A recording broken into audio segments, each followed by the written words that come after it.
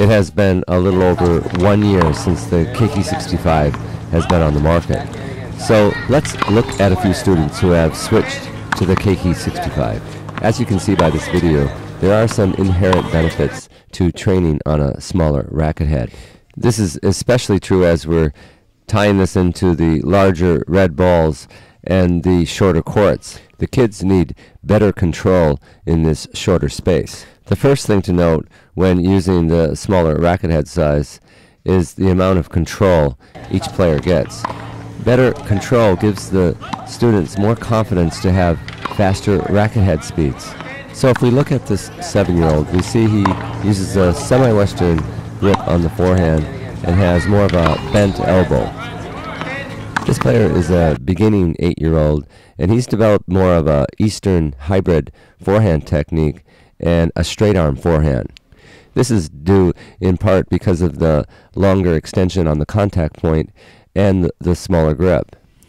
Previously, both of these players used the standard oversized 23-inch frame, as there have been no other options on the market. So, just as I suspected, both of these students are honing in their technique without the cumbersome feel of a large-headed, oversized frame. And neither one of these students have any difficulty making contact on the ball, so it's been a total fallacy that young children need to have large-headed frames so they can have instantaneous success. It's important to note that there's no rush in getting these players to using the yellow ball on a full-size court and using a full-size racket. Good technique and form can be taught even at this age. The focus should be more on movement and racket head speed. By comparison, let's look at the racket head speed when the same student switches to an adult-size racket. Clearly, we can see that the racket head speed has diminished severely. The other thing we must come to grip with is the fact that tennis now has become much more physical. Players from the 80s using 110-inch square frames and using short, abbreviated backswings are a thing of the past.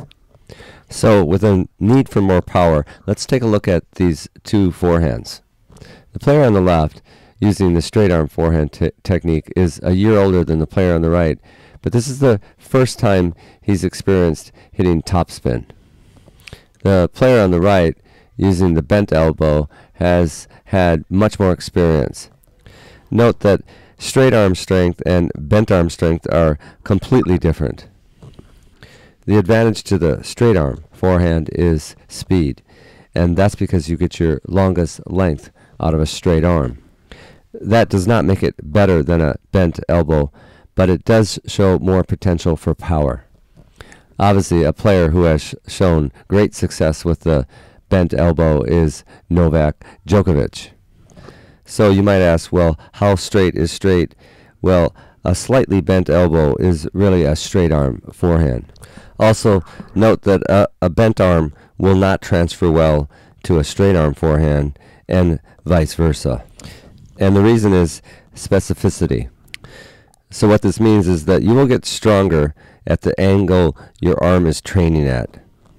And since the straight arm movements are quite literally different than the bent arm, the muscle activation is different, and the movement of the center of gravity relative to the rest of the body is different.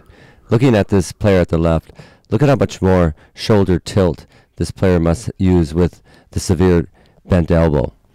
And lastly, the tendons and ligaments are put under different stress with both of these different techniques.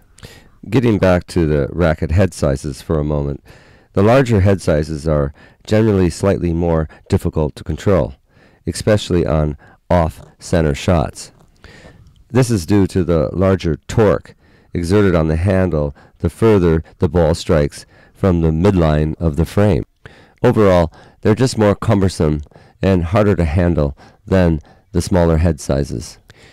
Interestingly enough, Andre Agassi began his first start with a 65-inch wood racket. But what is more amazing about this is the fact that he can hold this adult-sized racket at the bottom of the handle.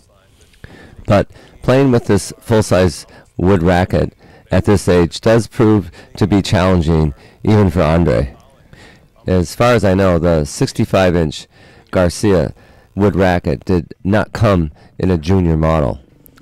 I also have a few 65-inch junior wood rackets that the children use, but I have never witnessed any of them holding the grip at the bottom of the handle like Andre does. Keep in mind, these wood rackets were 13 and 14 ounces, which is heavier than any of the adult frames on the market today. So the only thing I can think of is he was disciplined to hold it in that position. This is truly amazing, as most kids do not have that kind of grip strength at that age.